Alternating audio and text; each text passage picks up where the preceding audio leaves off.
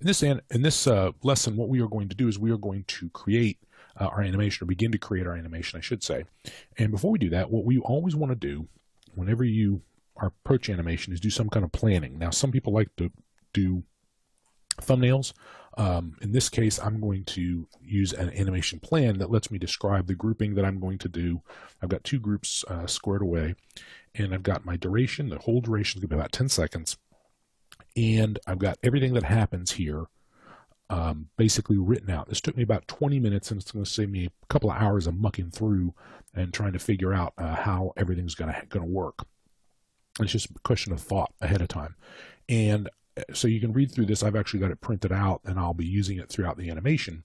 And the timing themselves, it's a little hard to figure out exactly what's going to happen where, but you can, if you break things down in half seconds, and then down here they're broken down in quarter seconds, or excuse me, third seconds.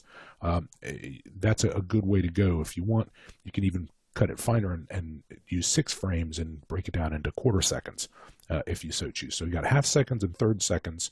Those actually sync well to music too. They have the added advantage of that. All right, so what I'm going to do first, I've already got on my plane geo group I've got my pivot point for that plane geo group set to where that's going to be the last thing that's going to happen, is it's going to settle down onto its tail. So I'm going to leave that group as is, but what I am going to do is I'm going to group this group again, and I'll call it y-axis group, and I'm going to lock everything except the rotate y. Okay, we'll just lock those attributes. And the reason that way I don't accidentally animate them, because I don't want that. All right, so next thing I want to do is I want to check, I'm going to use my animation preferences, new icon there, to make sure that I'm in 24 frames per second. And I'm going to set my playback end, or my animation end, no, playback end, to 240. That gives me a 10-second animation.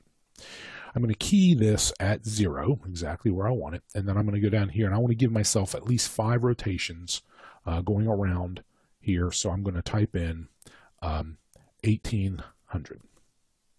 Okay, now notice when I do that, nothing changes about the animation, but when I start to progress through the animation, I see, oops, I forgot something. Forgot one last thing. Notice how it's rotating off center. I don't want that. I want the pivot point to be right in the center. So I'm going to modify, and I'm going to see if it'll let me do that center pivot. Now when it rotates, it rotates, everything's around it, still stays centered in my viewport. Okay. I'm using 31 start. So that gives us exactly what we want. Now, if we want to, what we can do is we can go to start with our, at 228. I can then go down, start at the end of the animation, go to plane geo group, key my rotate X, and then go down to 240 and settle it back down onto its tail. Okay, so no matter what happens, that will center back down onto its tail. So this is going to rotate down and just drop right back like so. All right, so that's one part of the animation. It's already finished. Awesome. All right, so the next thing I'm going to do is I'm going to open this up. I also want to make sure that my wheels are parented to my gears. Okay, so I'm going to do that. I'm going to middle mouse drag and parent my wheel to my gears. And I'm ready to actually start animating. Now I'm going to animate this kind of, not backwards, but basically in a sequence that gives me kind of what I want. Now all of my geo has no translate, so this is the 000 point that I can always refer back to. However, what I want to do is I want my body to come down, then I'm going to have my gear come in, and then my wings come in, and then everything's going to settle down on top of the gears. So to do that, I want these all up in the air, everything except the gears up in the air.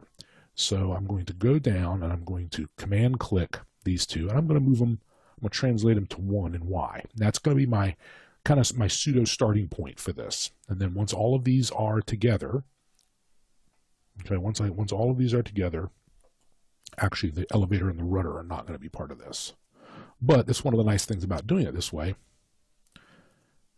Everything that's up here, the cockpit, the propeller, and the wings are going to settle down onto the landing gear. Anyway, it'll make sense once we get that squared away. All right, so I'm going to start with I'm going to start here, and I'm going to go to frame 24 because that's where I want this to settle down onto here. And so I'm going to key this at frame 1. And then I'm going to go back up here and I'm going to lift it up, and I'm actually going to type in 7. That makes sure it's way out of the frame. So now it's just going to drop down over the course of the first second of the animation into our view. All right, so from 24, what I want now is I want my gear to come in next. All right, now my gears are going to be animated in the x-axis. By the way, make sure that all of your move tool and your rotate are working in object space. So if you click E, make sure they're both on object. You want object or local, because that's how we're going to be working with this. All right, so I'm going to be moving these in X. So I got to figure out where exactly, and they're going to both come in at 48. So at 48, they'll both be right there.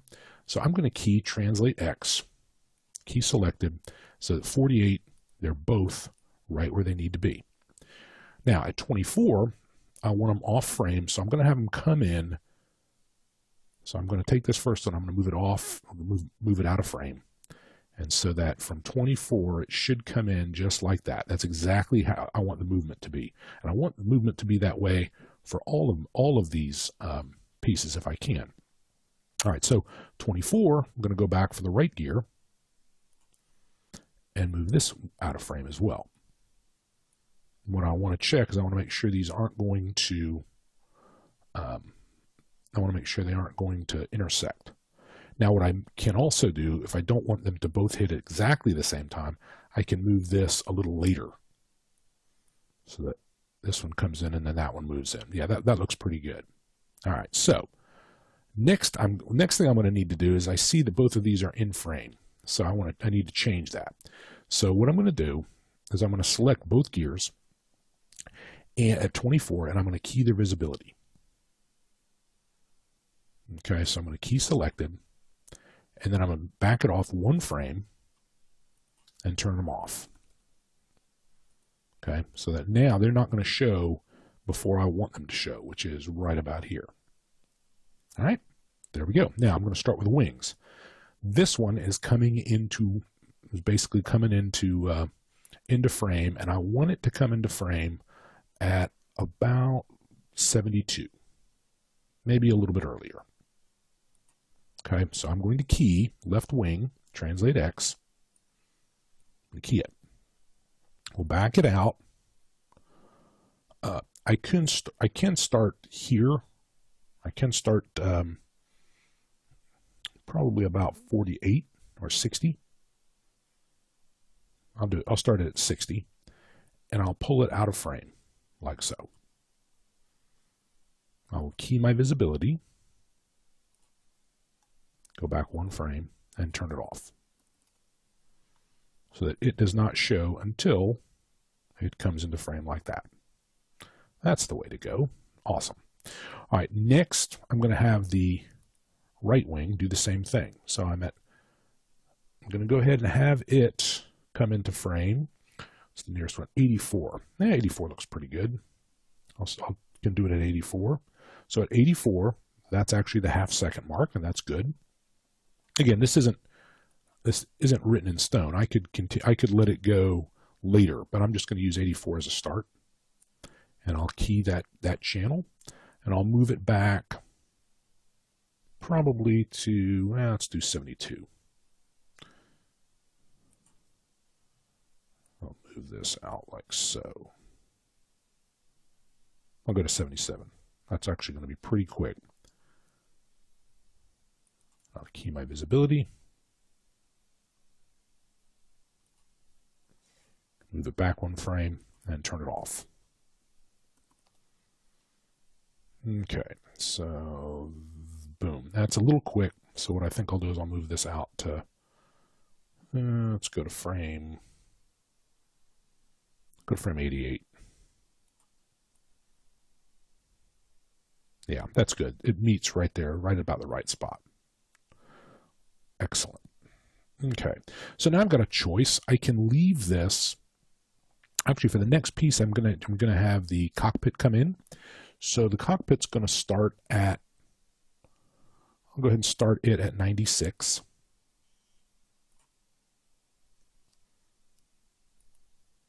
And I want to have it come in, basically drop in at about 108. So I'll go to 108, and I will key translate Y. And I'll start it at 96 and just drop it and lift it up off screen. I shouldn't need to key the visibility. So that will drop down like so. All right. Now the next thing I'm going to want to bring in, I can bring these two in. Next thing I'm going to bring in is going to be the propeller. So I'm going to leave the propeller. I'm going to have it be one more revolution. And I'm going to bring in the propeller probably about right here. And this is, I'll bring it in at 144. I'll click on the propeller. Actually, what I'm going to do is I'll leave this to the next lesson, because we're going to animate that propeller as it comes in, have it rotating as well. So I'm going to stop here. And so in this lesson, we basically planned out our animation, and we've made good progress on setting it up. In the next lesson, we will finish the animation, we'll do a play blast, and then we'll set it up to render.